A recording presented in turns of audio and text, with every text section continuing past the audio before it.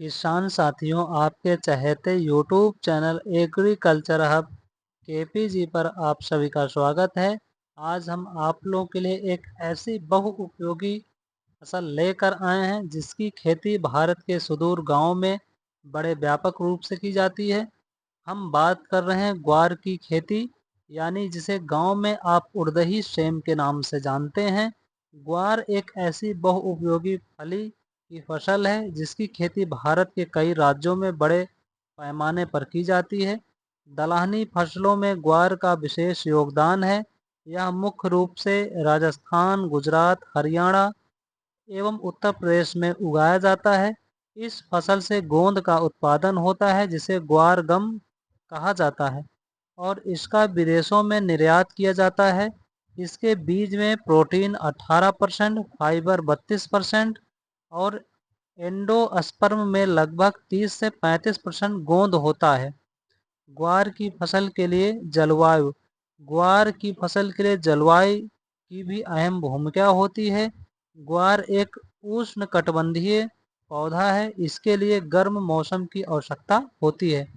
ग्वार की बुआई हम बात करते हैं ग्वार की बुआई के बारे में। इसके फसल के लिए बहुत नमी की आवश्यकता नहीं होती है। खेत की तैयारी के लिए गहरी जुताई करनी चाहिए। अच्छी उपज प्राप्त करने के लिए खेत का समतल होना आवश्यक है, जिससे जल निकासी का प्रबंधन अच्छा बना रहता है। उन्नत किस्में जब भी हम ग्वार की बुआई करें तो हमें उन्नतशील किस्म को ध्यान में रखकर बुआई करनी है ताकि हमें अच्छी उपज मिले। बीज और गोंद के लिए हमें जो बुआई करनी है HG 365, HG 563 या RCG 1066 या RCG 1003। सब्जी के लिए अगर इसकी बुआई कर रहे हैं तो दुर्गा बहार, पूसा नौबहार, पूसा सदाबहार उपयुक्त है।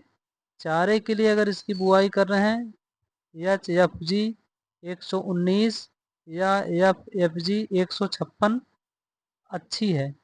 बुआई का समय, बुआई की विधि, पंक्ति में बुआई कर रहे हैं तो 45 सेंटीमीटर पंक्ति की दूरी रखनी है। पौधे से पौधे की दूरी 15 से 20 सेंटीमीटर रखनी है। इंटरक्रॉपिंग के माध्यम से बुआई कर रहे हैं।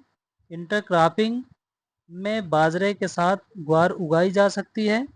सिंचाई एवं जल निकासी, फसल के अच्छे उत्पादन के लिए फूल एवं फली के समय एक सिंचाई की जा सकती है। इसके पौधे जल भराव की स्थिति सहन नहीं कर सकते हैं, इसलिए पानी इसके खेत में नहीं रुकना चाहिए, नहीं पौधा गल सकता है।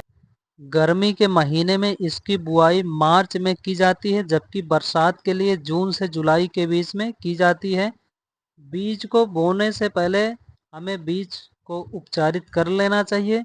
फसल को मिट्टी जनित रोग से बचाने के लिए बीज को 2 ग्राम थीरम और 1 ग्राम कार्बेंडाजिम से उपचारित करना चाहिए। खरपतवार प्रबंधन, ग्वार फली के बुआई के 20 से 25 दिन बाद पहली निराई गुड़ाई करनी है। उसके बाद लगभग 40 से 45 दिन बाद दूसरी गुड़ाई करें। फसल को खरपतवार मुक्त रखना आवश्यक है। अब हम बात करते हैं इसकी तुड़ाई या कटाई के बारे में।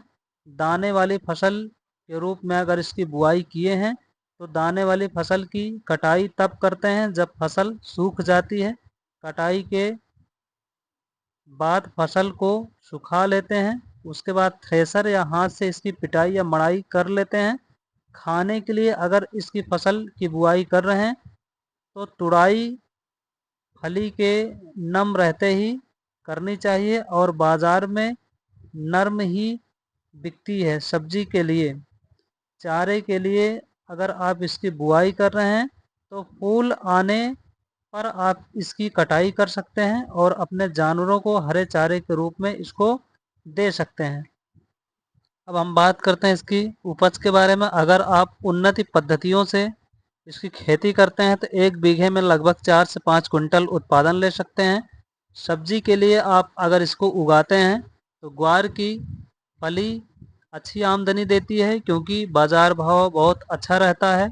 लोग इसकी सब्जी के साथ साथ चोखा या अन्य व्यंजन भी बनाए जाते हैं।